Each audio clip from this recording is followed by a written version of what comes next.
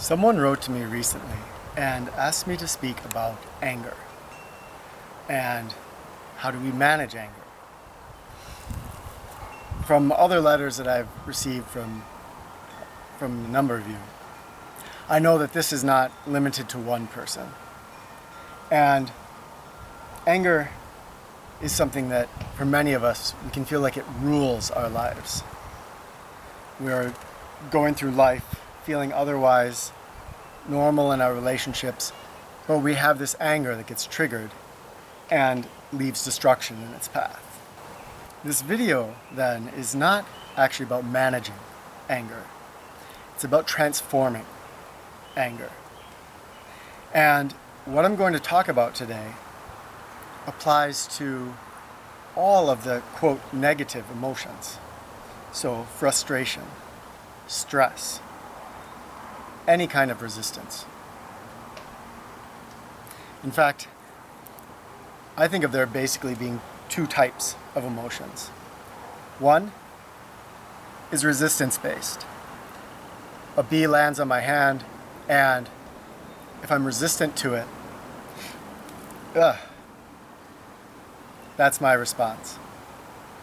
The other set of emotions that we can cultivate are emotions of openness or vulnerability. Vulnerability can seem weak, but when that bee lands on our hand and we're vulnerable, we're able to just watch it instead of react out of fear. If you really want to make shifts in how anger influences your life, there's one essential starting point. And that is to look inside and see if you believe that anger is an inevitable human trait, or if that it's necessary in order to enact change in our lives. The argument for anger, and the reason that people will say it's not good to get rid of anger, is that we think of anger as something that inspires change. So you've probably all seen that bumper sticker, how does it go? If, something like if you're not filled with rage, then you're not paying attention. And the implication there is that anger is the force that creates change in our life. If I look out and I see people starving to death, some homeless people, I'm not going to do anything about it unless I start to get angry. Why is it that there are homeless people in our culture? How can we have a culture that allows that? That then will get me to act. The flip side, these people will say, is that if we learn vulnerability, we learn to just allow things to happen, then we enter a radical acceptance and we just accept things the way they are. There's homeless people, I've accepted it, too bad. There's something bad happening in my life, I go into a Zen-like state, I accept it, too bad. To me, this is not at all what transforming anger is about. And I do not believe that anger is an inevitable or an important part of the human emotional scheme. In fact, I would go so far as to say, I know this is pretty radical, that all those negative emotions, the resistance-based emotions, they don't really need to be in our lives. I'm speaking from my own journey. I remember as a teen going out in the woods and grabbing a stick and just wailing on every tree. I had a lot of anger in me. I'm sure a lot of you can relate. In my own relationship with my wife, I've gone from experiencing a lot of anger to having almost no anger in my personality anymore. And because I've been able to experience both sides of this, I feel that I can speak to this question. Do we need anger. When we transform anger, it's not about accepting all that is. It's about acting out of awareness rather than reaction. So, the bee lands on me. The reaction is this or this, which actually, you'll notice, often causes the sting. The radical vulnerability, the acceptance, it lands, sure, I'm okay if it stings me. If I go like this, it's going to sting me anyway. But by just watching it, it's almost like magic. As you saw, it lands, it just sits there for a little bit. I get to enjoy looking at it. You couldn't see, but it had tons of pollen on its legs. Then it flies off. When I see that homeless person, I can look over, and with awareness, I can look and I can think, there's a person that looks like they might need some help. Then I can go and I can help them. No anger necessary. In dealing with extreme survival type situations, or situations where there's a lot of stressful elements coming in at you, same thing. If you can accept it, be vulnerable to it, you can be aware of it, not turning yourself off, then you can act out of awareness instead of reaction. So that's number one. Decide if you believe that anger is useful or inevitable. If you believe that it is, then anger will stay in your life because you've opened up that door for it. And there's not going to be the same willingness to really look at it and transform it. If you're willing to question anger being inevitable or useful, then we can move forward to the next step. You may have noticed that I have a plant here, and some of you might be familiar with it. This is stinging nettle. I'm going to bring it up close here and try to show you its little stingers. Okay, so you might see all those little thin stingers. Each one of those is a hypodermic. There's a little kind of reservoir behind each of those of venom. And when one of those thorns hits the skin, it pushes into that reservoir and pushes the venom into our flesh. Those of you who have experienced stinging nettle, you know that if you get enough of it on you, just a little and it creates a sting.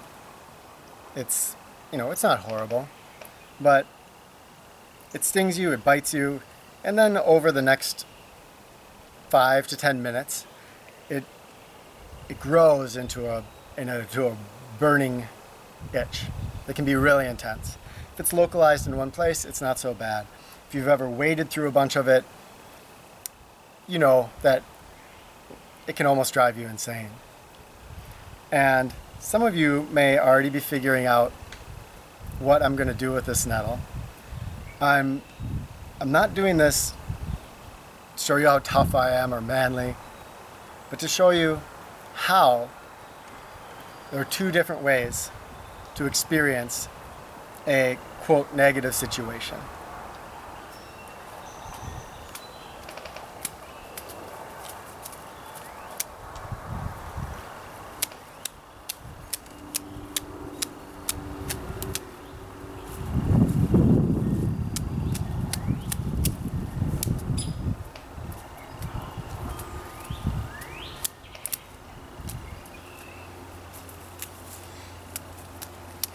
Get the soft spots.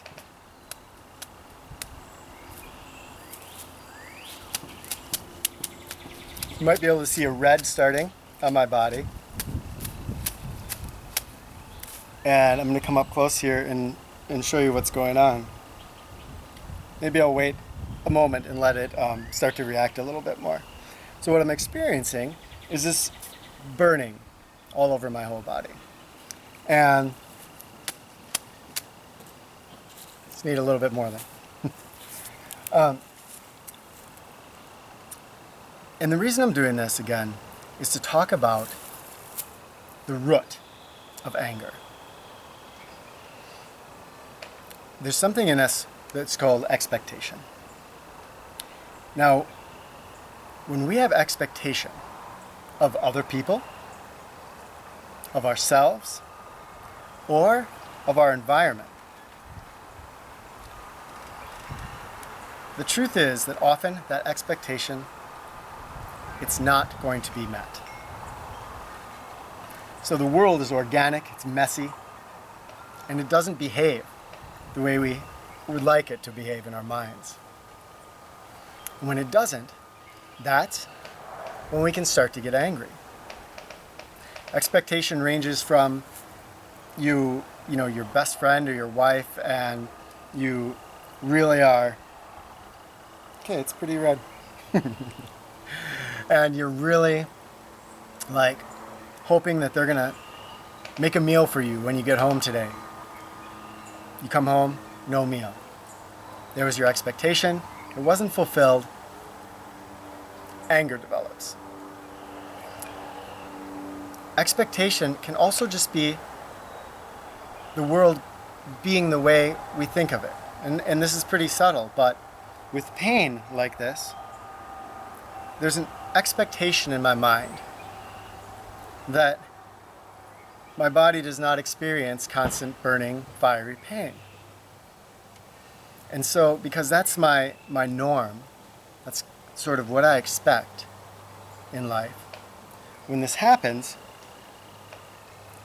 I can start to get angry, right? First of all comes the resistance. This burns, this burns, this burns. And it does, it burns intensely. And when I feel that intensity, that physical intensity, it's not what I expect, it turns into an emotional intensity or resistance to this experience. Anger blossoms.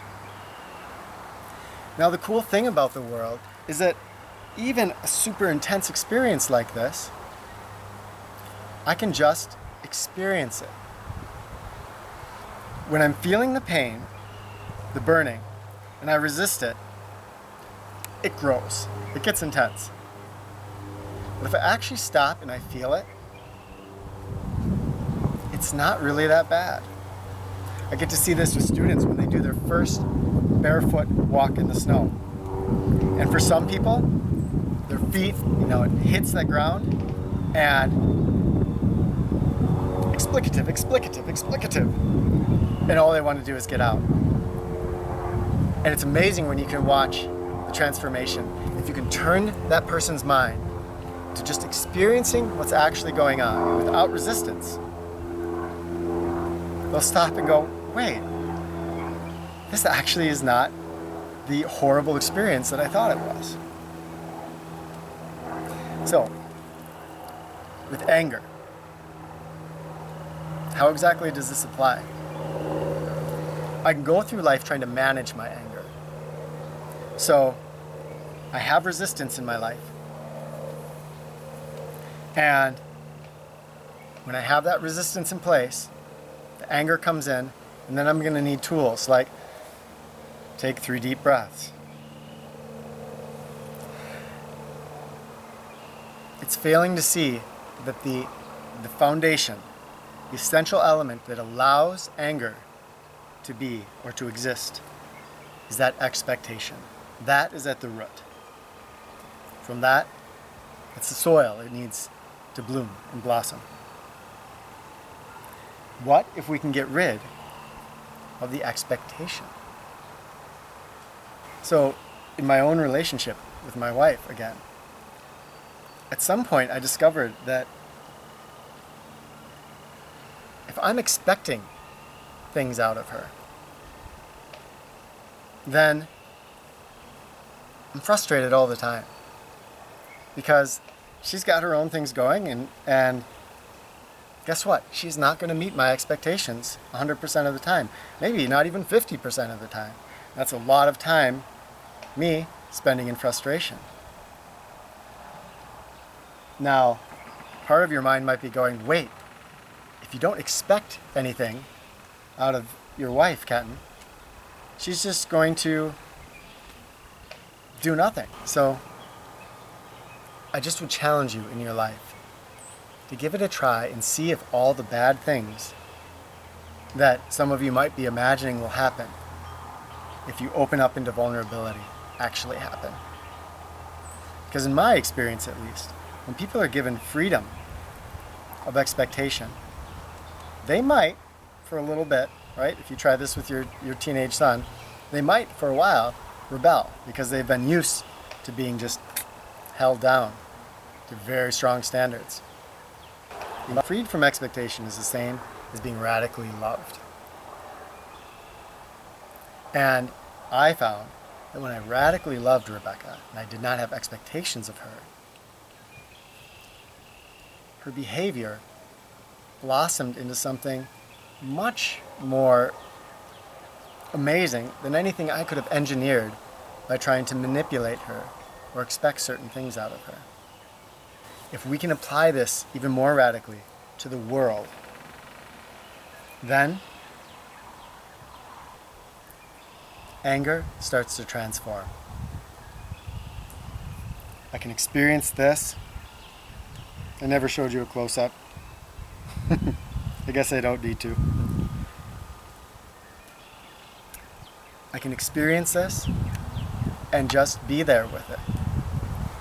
If I have a very negative, stressful situation coming in at me, somebody who's attempting to attack me, or a loved one getting very, very sick, if I'm resistant to that, it's going to escalate, right?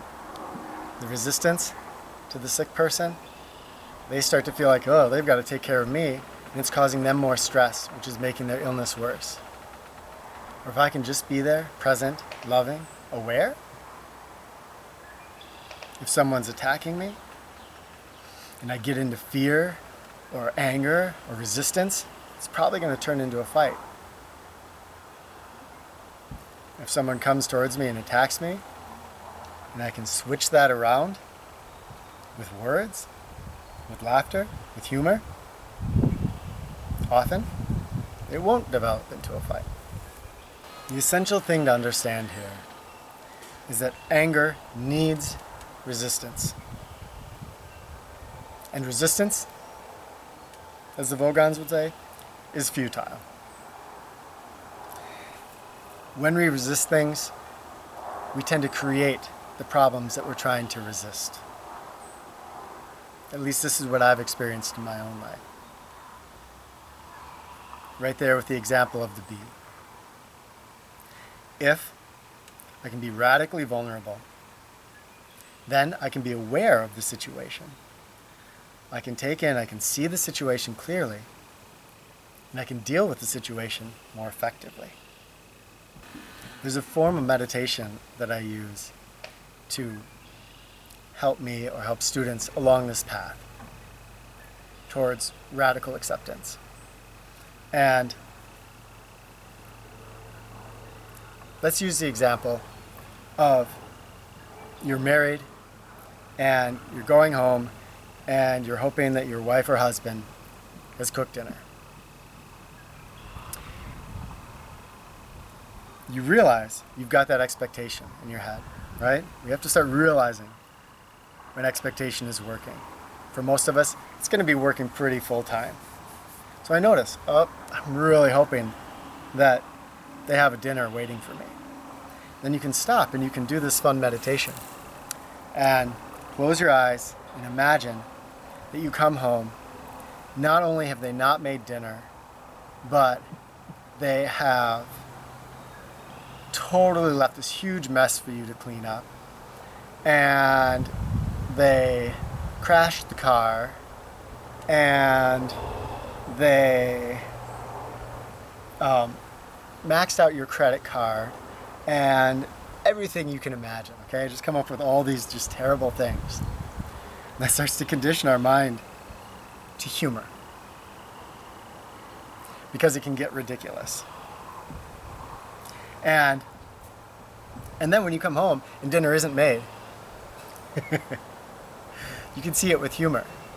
And when you laugh at that, and you can just greet them and say, hey, could I cook a dinner tonight? Or do you want to cook a dinner together? That situation that could have been really negative turns into something really positive. And paradoxically, your wife or husband is probably going to think a little bit and just be inspired by your love and your generosity. And they're probably more likely to make dinner next time. Step 1. See if inside of you believe that anger is inevitable or useful. If you're stuck in that belief, I'd urge you to question it a little bit so that you can move on to step 2.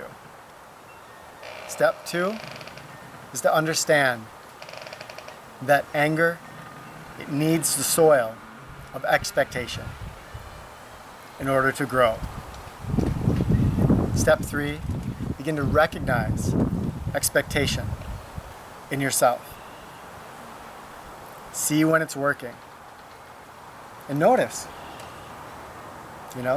there's my expectation. I applied that expectation to somebody. They didn't meet it. I became frustrated. They became frustrated. Just notice how it works.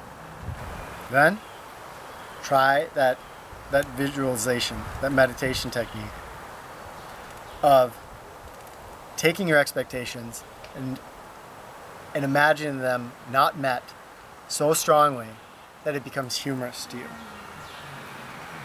Because there's a real magic in humor. If we can turn humor to our expectations, it's very, very difficult for it to grow into anger. A final word. We can think of anger like a road that we travel down. And as we're traveling down that road, the further down the road we get, the more difficult it is to get off that road. It's like we pick up speed the further we go. So there's a real power in learning to recognize earlier and earlier down the road that we're moving into anger. A lot of times when we start this practice, we're not going to notice until we're 10 miles down the road and we are going at full speed. And it's okay. It's okay to notice it wherever you notice it. If you can stop and notice it, even say to yourself, wow, look, I'm angry. And don't think about the circumstances. I'm angry because Rebecca didn't cook dinner for me. Recognize and look and say, I'm angry because I had an expectation that Rebecca would cook dinner for me. And that expectation wasn't met. In other words, I'm seeing the source of it, no longer as other people, as the world around me, but I'm seeing it, the source, as me and my expectations. So I see, 10 miles down the road, and look, it was because I had this expectation, and this expectation, and this expectation. And if you stop and you look back like that, and you can try to put a smile on your face even, you might start to get humorous about it. Because it almost is like this funny little game. The expectation, it's not going to be met all the time, and then boom, I'm in anger again. Yeah, oh my gosh. There's that little game that anger is playing, and it plays it over and over and over. And you know what? I'm not sure if I want to play that game anymore. So I noticed it at 10 miles down the road, and then next time you do it, you notice it, you're likely to notice it at 9 miles. You'll still be going pretty much at full speed, but you've still made progress. Every time you notice it, you notice that it came out of your own expectations, you're going to back up on that road. It might just be 1/10 of a mile, it might just be a few inches, but every time it's going to be a little bit more. And if you keep up this practice, eventually you're going to see it before you even start on the road. You're going to be coming towards the road, and you're going to notice, oh, I'm forming an expectation.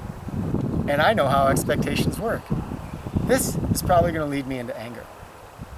And then you can question that expectation. Try that meditation. See if you can turn it into humor. And then you won't even be able to enter your first step down that road. That is the key to transforming anger so completely that you can experience almost anything in life, and you can meet it with awareness instead of reaction. When that happens, it's a really cool way to live. It's joyful, it feels good, it inspires people around you, and your life unfolds in a more positive fashion, because we all know what happens when we apply anger. Other people feed on it. Like my 5-year-old daughter says, it spreads like a sickness. And pretty soon everybody's angry and the evening is shot. That does not have to be the way it is. Anger is transformable, and you can do it. I know that this might be a contentious or an emotional issue for a lot of people. So I'd love to hear from you, and I'd love for people to share with each other down in the comments your experiences with anger, ways that you've found to transform it or even manage it. And if you decide to try this practice that I'm talking about, then let us know how it works for you. And if over time you find yourself backing up down that road closer and closer to the origin of anger, and incidentally, again, this will work with any negative emotion. In fact, the more you cultivate this vulnerability, this way of not resisting the world, the more it will become extremely difficult to feel frustration, to feel stress, anger, any of these resistance-based emotions. Thank you for watching. I'll see you soon.